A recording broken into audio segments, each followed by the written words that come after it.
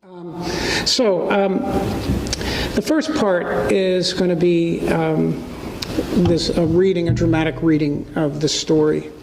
And what I ought to say is first, we're also excited about having this event because Alaska Quarterly has really been transformative in its own way for the past 3 decades. And although it'd be nice for somebody else to say it rather than me, since it's true, I have no embarrassment whatsoever in actually saying it outright. I recently got a letter from an extraordinarily famous writer who's published 18 books, and we published her first story. She said that story that we took of hers basically allowed her to believe that she could be a writer. And she went on from that to publish 18 books. And she's also appointed by the Library of Congress and a number of other kudos in addition to major prizes for her writing. And we've heard that kind of thing on and off. It doesn't have to be first. In her case, it was first. But Alaska Quarterly has been there, and I'm beginning to believe myself, because it's happened so often, as I said, I think it's true.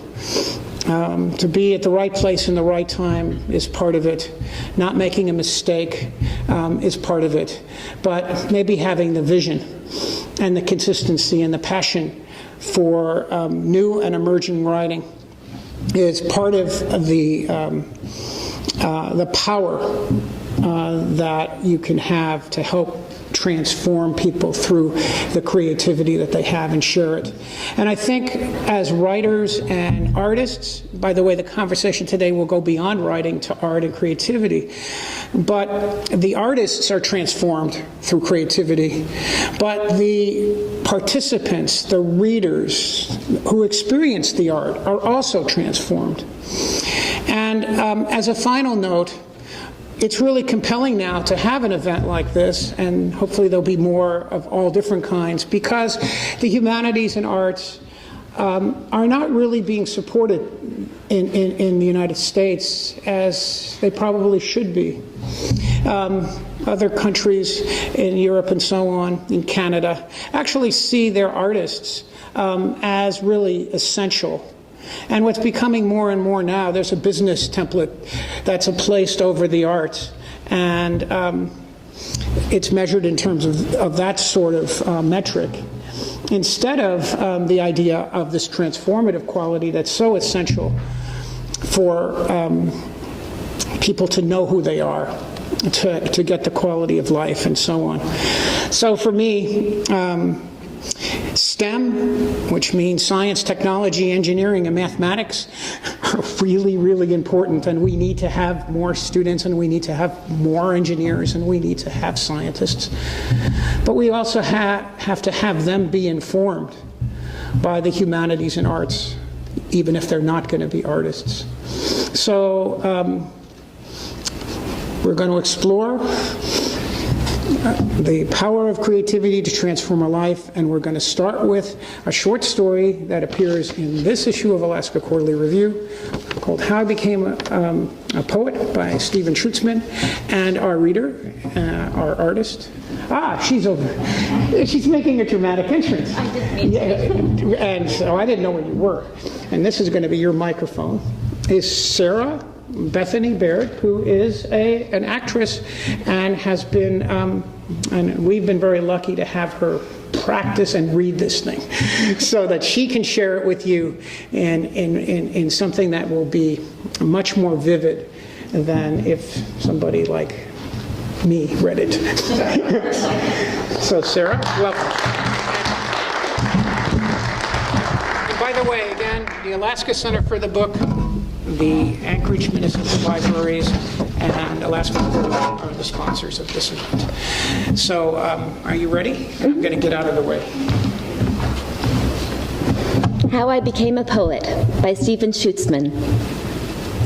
I was in the office again after school. I could see my knees like little infant heads below my skirt line. I could see the shoes of the people walking by. Some days, like that day, I couldn't stand to be looked at. Other days I stared at everybody. The night before, a flock of geese flew over my house, honking the whole way. It sounded more like excited talking than honking. Oh boy, Canada, we can't wait. I was sitting there waiting for another IEP meeting with my mother and my teachers and the school guidance counselor, Mrs. Hobart, and a lawyer representing the Board of Education. Since I'm in high school now, 9th grade, I am required to participate in decisions about my future.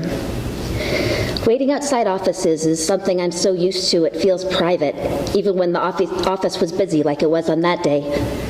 When I was in elementary and middle at Piney Run School, I didn't have to go to IEP meetings. Just wait outside in case they wanted to talk to me, which always meant a punishment or a new instructional plan, or both, probably. At Piney Run School, I sat on a bench in the hall, the same bench where I got sent out of class for being incorrigible. When the little kids in the Piney Run aftercare class would come by, holding hands in a little line on their way to the playground, I'd go completely still and stare at them with empty eyes. The kids all thought that was funny and tried to make me smile or blink, except for this one boy who always started crying like I was a monster. And then I got yelled at by the aftercare lady. "You know what you're doing, young lady. Now stop it." I stayed still and stared, making her madder. Even when I was already in trouble, I'd get myself in more trouble, sitting there waiting for my punishment, incorrigible. Piney Run, where I went from elementary through 8th grade, was an old school, and its halls were crowded with red shadows you had to push through to get anywhere. Beg pardon, not at all. The red shadows were made of shouts and fever, shoes and shoulders, stale smells like feet and fresh smells like pine. To be by yourself in the hall was like being awake in a dream, dark and somber. I loved it. At least 4 times a day, I'd get excused to go to the girls' room, and then I'd stay out so long my teachers would send a girl in to fetch me. Then they figured out to send a girl to the girls' room with me in the first place, and that ruined that. That's what they do with these IEP meetings, come up with strategies to defeat your strategies. Sometimes, on my wooden bench at the Piney Run Hall of Red Shadows, I'd get lost in my fingerprint, or fingernail, or the bumps on my sweater. When you're an ant, each grain of sand in the hourglass is a boulder you can watch tumble down, and life is good. Other times, I'd put my fingers in my ears and listen to the blood roar in the canyons of my head. Sometimes I picked a scab and then, ow! It was like I crashed into myself and woke up. Oh, it's you there. Beg pardon. I love saying that. Beg pardon, then not at all. Beg pardon, not at all. Like a British person. When I was in the 6th grade, Piney Run School had a recycling project to collect soda and beer pop cans, tie them together into this huge pop can quilt which was hung behind my wooden bench in the Hall of Red Shadows. It was the best thing I ever did in that school, and because I liked to wander by the stream where garbage washed up, I brought in more pop tabs than anyone else. It was my thing, but a mistake because I gave my mother and my teachers hope. I loved the infinity of clicks the pop-tab quilt made as the air from an opening or closing door went through it. It was like being an ant. If another kid walked by while I was on my bench, we were 2 ants in an underground tunnel. I used to put my index fingers on the top of my head and wave them like antennas, signaling to the other kid that the rulers of our colony were stupid. Of course, ants don't do that. They love their colony and their queen and always do their duty. Once, in the 3rd grade, this kid, Bobby Rogoff, antennaed me back, and I lifted my skirt up and showed him my underwear. I have no idea why. Get away from me, freak. At least the other kids were real to me then. As real as ants, anyway. Not like in high school, where they're almost as bad as the adults. I often give myself the hearing of an ant and watch their faces distort. There's no one left from my colony anymore since my friend Rose moved away. That day was a gorgeous day, the air like silk on your skin, so I cut high school and wandered the stream and then sat on a rock and ate my lunch in the sun. I read for a while, threw rocks, dangled my feet in the water. They cleaned the stream somehow, something they did upstream. No more soda cans, no more plastic bags hanging like party decorations from the branches. The water clear. It was so beautiful. I made up a poem in my mind when I saw a dragonfly gliding like they do just over the surface of the water. Who cuts school and then shows up later for their IEP meeting when getting caught is guaranteed? I do. The office was bright, busy, and loud, not like the Piney Run Hall of red shadows. Just to make conversation, the school secretary asked me if I knew I'd been absent from school that day. I just looked at her, because the only reason she would ask is if she thought I was stupid. Then into the office walked the lady poet who had come to our class for a week when I was in the 4th grade at Piney Run to teach us how to write poetry. I recognized her right away by her wild black hair, her jeans, her hips, and her butt like the sides of a solid blue wall. When I refused to write poetry in her class, the poet squatted down by my desk and stared at me with big, bright brown eyes. Just write whatever you want. Tell me to get lost in 10 different ways. I wrote what I wanted. Nothing. Come on, give it a try.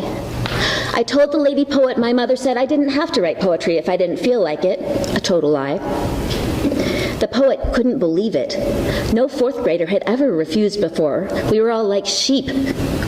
"What's that in your hand?" she asked me. "My pencil," I said, showing her. "How can you write with that?" My pencil was only an inch long, including a full eraser. I never erased because an eraser feels wonderful when you rub it over your eyelids and eyeballs, and I didn't want to use it up. I had the pencil since school started that year, and I was trying to see if I could make it last until the end. "Amanda doesn't write," my teacher, Mrs. Todd, says. "She scribbles on the inside of her desk and draws on her thumbnail." "Thumbnail sketches," I said. "Very clever," said the lady poet. "Amanda is very clever. She does exactly what she wants." "Why don't you write me a poem about your friend the pencil?" "That's stupid."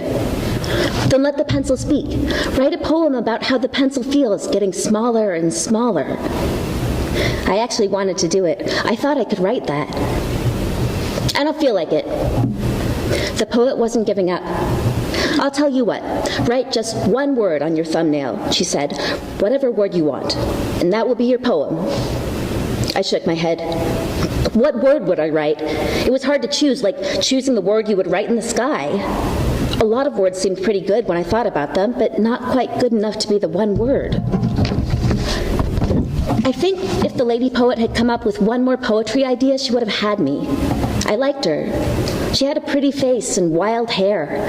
I liked how she couldn't believe I was acting, like I was playing a prank on her. And I liked how she kept trying to get me for poetry. I liked how her big hips swung as she walked down the aisle, how she would squat down at a desk to talk to a kid, and how words were clouds coming out of her mouth. She had a pretty face with snaky black curls sprung around her head and lit up eyes.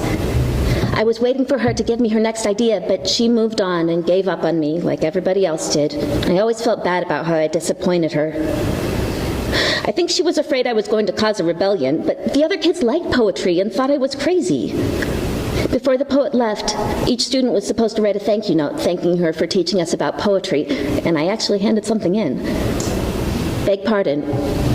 "Not at all," I wrote with my disappearing pencil. In the high school office, I stared at the poet's back and solid blue butt. It worked. She turned around and looked right at me. "Amanda, right?" she said, staring down. "Piney Run, right?" "Hello, poet. How are you doing these days?" "Okay. I'm teaching poetry workshops here this week." "Cool, but not in 9th grade." "No." "How's your pencil?" "You remember that?" "Sure. I even told my husband about it and..." She sat down in the chair next to mine. Her eyes were still bright like always, like there was a candle flame way back in each one. The wrinkles at the corners looked like the rays of the sun in kids' drawings. I saw the parallel lines across her forehead and the white hair sprinkled through her black hair. The poet looked a lot older and more worn out than I remembered, but still pretty. She put her warm, silky, smooth hand on my wrist. "And you know, Amanda, I created a poetry exercise based on your little pencil and how a person might feel getting smaller and smaller until she was almost gone. So I always wanted to thank you for that. Thank you." I wanted to tell the poet I was sorry for not writing that poem about getting smaller and smaller when she was teaching our 4th grade class, but I just couldn't. Used to be I always apologized for myself, only half meaning it, but now I never do. "You're welcome, poet." "See you around, Amanda," she said, and stood up and walked back to the counter. I opened my binder and wrote out the poem I made up by the stream that day. If I would write a poem, I would write it on the stream, the same poem the sun is writing with that dragonfly. Poet, I said, here. My heart was beating like mad as I stood there and she read my little poem. I was scared, terrified, I don't know. It wasn't that I was afraid she wouldn't like it. I knew she would. I knew that it was her job to like and praise my poem. I just felt like I was about to totally disappear, like that old pencil of mine, getting smaller and smaller. But I didn't disappear. Instead, on the way out, I crashed into myself coming back in, and there I was,